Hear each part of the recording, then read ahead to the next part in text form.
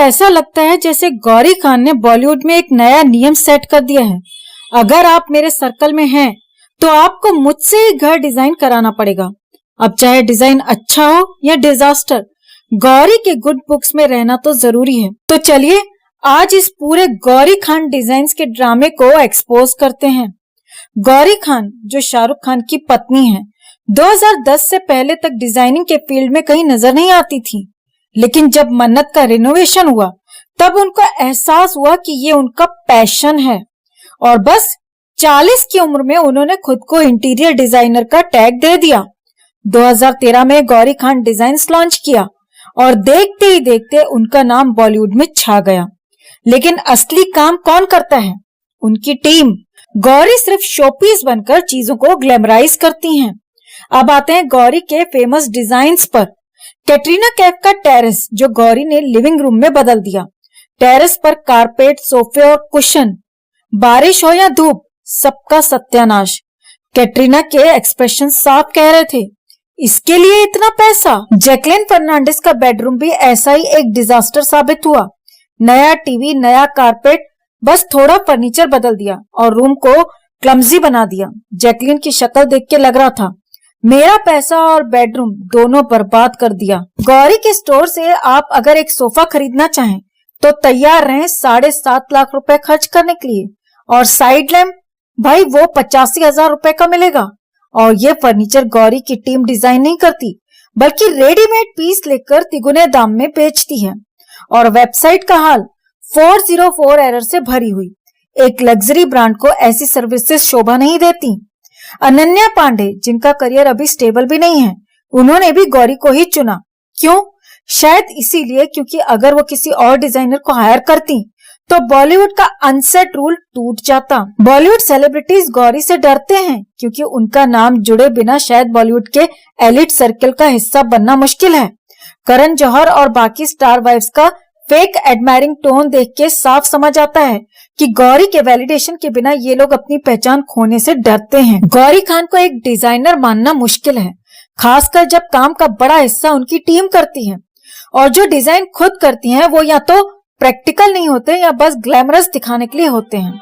तो सवाल ये है, क्या गौरी खान डिजाइन्स वाकई डिजाइनिंग है या फिर सिर्फ एक पावरफुल नाम का इस्तेमाल कर मुनाफा कमाने का तरीका?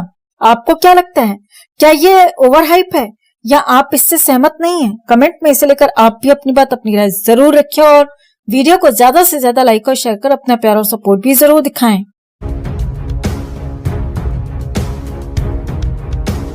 तो स्वरा भास्कर जो हमेशा अपने खुले विचारों और मेरा शरीर मेरी मर्जी वाले बयानों के लिए जानी जाती थी, अब खुद अपने सिद्धांतों को पीछे छोड़कर कट्टरपंथियों के साथ खड़ी नजर आ रही हैं। हाल ही में उन्होंने एक ऐसे मौलाना से मुलाकात की जो लड़कियों की शिक्षा को हराम बताता है। लेकिन सवाल यह है कि फेमिनिज्म की ध्वजवाहक स्वरा भास्कर को ये बदलाव क्यों करना पड़ा? तो आपको दिखाते हैं, बताते हैं सब। आप भी इस खबर को ज्यादा से ज्यादा लाइक और शेयर कर अपना प्यार और सपोर्ट दिखाएं और कमेंट में इसे लेकर आप भी अपनी बात, अपनी राय जरूर रखें। चैनल को सब्सक्राइब कर चैनल के साथ जुड़कर हमारी ताकत बने। तो पहले ये वही स्वरा थी जो हर मुद्दे पर अपनी राय रखने से नहीं चूकती थी, चाहे वो सीएए का विरोध हो, अयोध्या का फैसला हो या ट्विटर पर किसी को ज्ञान देना। उन्होंने खुद को फ्री स्पीच और फेमिनिज्म की सबसे बड़ी समर्थक घोषित कर दिया था। लेकिन अब लोग पूछ रहे हैं, मैडम आपकी वही आजादी वाली बातें कहाँ गईं जब आप ऐसे लोगों से मिल रही हैं जो महिलाओं को पढ़ाई के अधिकार से भी वंचित करना चाहते हैं? तो हुआ यूं कि स्वरा भास्कर ने हाल ही में एक फोटो शेयर की जिसमें वो एक ऐसे मौलाना के साथ बैठी हैं जो कहते हैं लड़कियों को अकेले स्कूल भेजना हराम है, चाहे वो हिजाब पहने हो या ना पहने हो। अब सोशल मीडिया पर लोगों ने सवाल उठाए। ट्रोलर्स बोले, स्वरा मैडम आप तो फेमिनिज्म और आजादी की बात करती थी, तो फिर इन कट्टर विचारों का प्रचार करने वालों के साथ चाय क्यों पीने पहुंच गयी? लोगों ने स्वरा की तुलना कटरीना कैफ से कर दी। एक यूजर ने लिखा, कटरीना शादी के बाद सिंदूर, बिंदी और ट्रेडिशनल लुक में नजर आती हैं, वहीं स्वरा शादी के बाद ऐसे कपड़े पहनती हैं कि खुद मौलाना भी कहते होंगे, वाह मैडम आप तो हमारी टीम में आ गयी। एक और ने लिखा, कैटरीना ने धर्म बदलकर भी हमारी परंपराओं को अपनाया, लेकिन स्वरा जो हिंदू थी ने शादी के बाद वो सारे विचार छोड़ दिए जो वो खुद सोशल मीडिया पर फैलाती थी।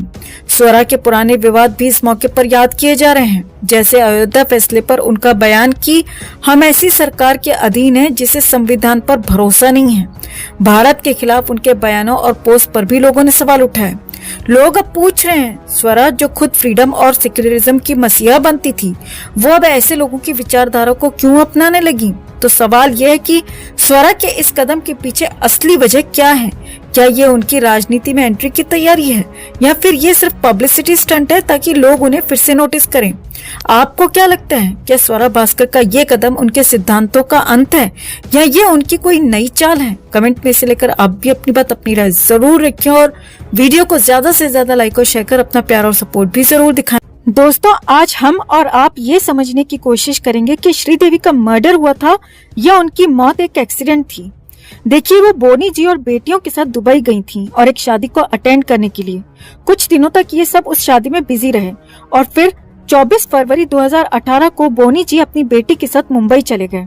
मुंबई पहुंचकर उनको श्रीदेवी की बहुत ज्यादा याद आने लगी और उन्होंने श्रीदेवी को फोन किया और कहा कि मैं आपको बहुत मिस कर रहा हूँ, मैं आपको बहुत प्यार करता हूँ। और अचानक बोनी जी में 18-20 साल के लड़के की आत्मा घुस गई और उन्होंने डिसाइड किया कि वो सीधा दुबई जाएंगे, श्रीदेवी जी को बिना बताए, और उनको सरप्राइज देंगे और उनको बताएंगे कि वो उनसे कितना प्यार करते हैं।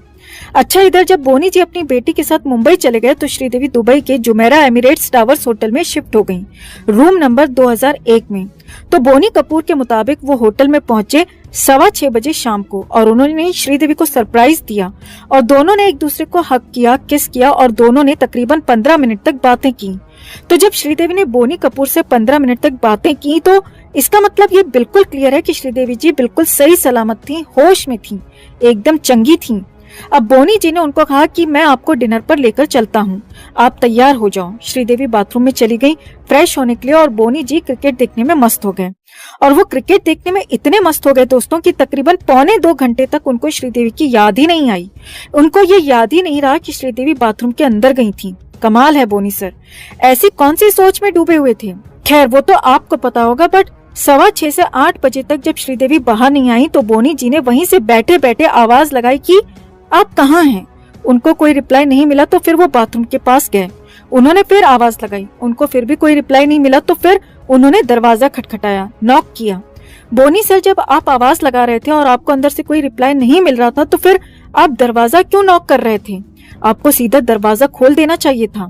खैर, इतनी देर बाद फाइनली 1.25 घंटे बाद बोनी जी ने दरवाजा खोला और कमाल यह है कि बाथरूम का दरवाजा खुला हुआ था।